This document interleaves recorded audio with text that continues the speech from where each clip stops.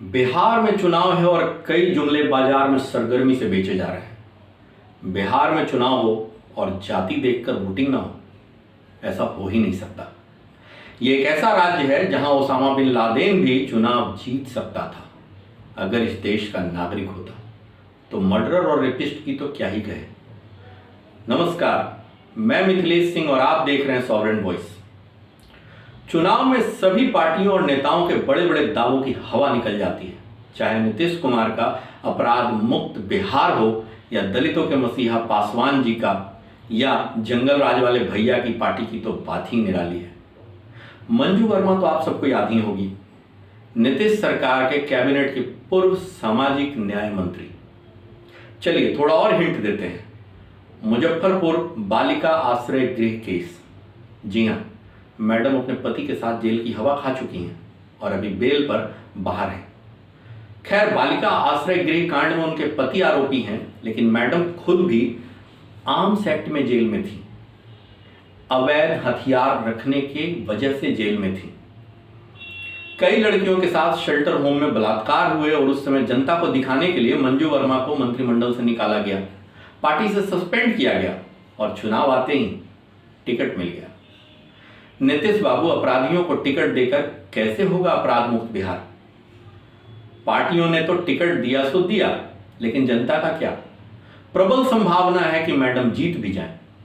तभी मैंने कहा कि ये वो धरती है जहां लादेन भी किसी न किसी सीट से चुनाव लड़के जीत जाता, बस गनीमत है कि वो भारत का नहीं था। यहां तो बस जातीय समीकरण फिट बैठ जाना चाहिए, बाकी सब हो जाता है। तो दूसरी तरफ आरजेडी के पूरे लिस्ट को देखेंगे तो 1990 के दौर का झलक खुलेआम दिखाई देगा। दानापुर से कई हत्या समेत 35 से ज्यादा गंभीर कांड में संलिप्त रितलाल यादव, जो दावे से कहता है कि बाहुबली हम कल भी थे, आज भी हैं और आगे भी रहेंगे। भले ही अगली लाइन में उसने ये कहते हुए डैमेज कंट्रोल किया कि मैं बाहुबली जनता के समर्थन की वजह से हूं। तो मोकामा से जेल में बैठे अनंत सिंह को टिकट दिया।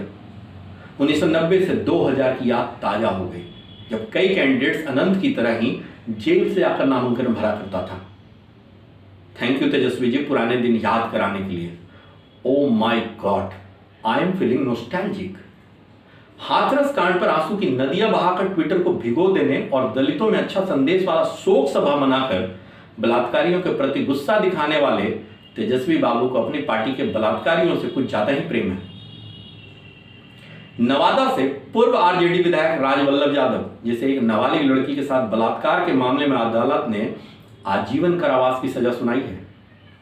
तेजस्वी जी अब उस गलीज को विधायक पति बनाकर पावर हाथ में देंगे और बिहार को अपराध मुक्त बनाएंगे। एक ही नहीं, और भी बलात्कारियों को इनाम मिला है। पुराना राज लाने के पुराने लोग भी तो चाहिए होंगे। संदेश विधानसभा से 1 साल से फरार है विधायक अरुण यादव। कोई चोरी या डकैती के केस में नहीं, बल्कि 14 साल की नाबालिग लड़की से बलात्कार के केस में। वैसे भी चोरी डकैती तो कोई कांड है ही नहीं, वो तो नेताओं के जॉब रोल में शामिल है। अरुण यादव को भी बलात्कार का इनाम दिया है तेजस्वी ने, और दे दिया है तथास्तु विधायक पति बनने का, और मिल गया उसकी बीवी किरण देवी को टिकट।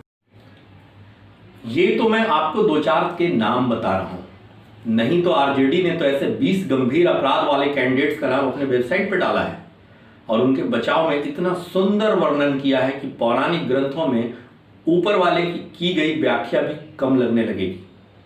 अब अगर ये लोग जीतते हैं तो तेजस्वी से कोई शिकायत नहीं होनी चाहिए, क्योंकि वोट तो जनता को देना है।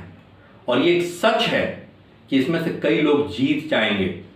वैसे 2005 के बाद से कई चुनाव में जातीय समीकरण बहुत सारे विधानसभा क्षेत्र में टूटे हैं।